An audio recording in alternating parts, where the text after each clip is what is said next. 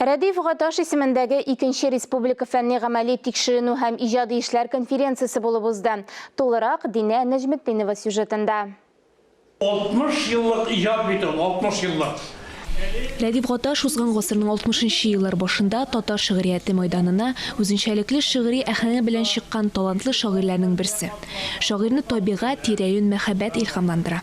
Атаклы язучының иҗаты белән тагын да якынрак танышу максаты Рәдиф Гаташ исемендәге конференция оештыру.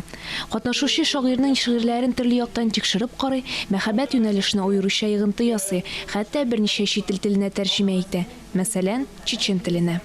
ويت عدمش تاني دوالخو تاني دوالو إشتا دائم خلا ديزا. Без кешеләр туры килә икән, шатланабыз, шашып көләбез. Кайгы килгән чакта кайгырабыз.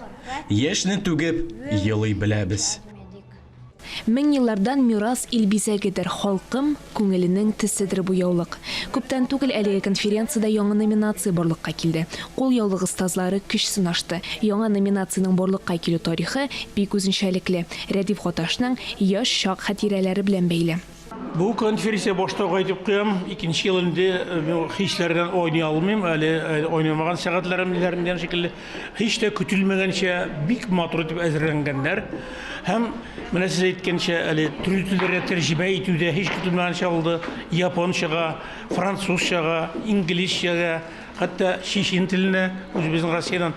Һәм шунысы кызыклы, Испаниядән минем сүзләргә җырны, Сара Салыкованың безнең җыр дигәнне скрипкада уйнадым, моннан кайткән.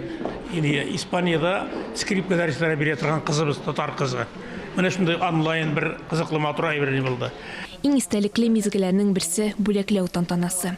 Барлык катнашучыларга дипломнар һәм бүләкләр тапшырылды. Динә Нәҗметдинова, Тохир Хәсәнов, Татарстан яңалыклары.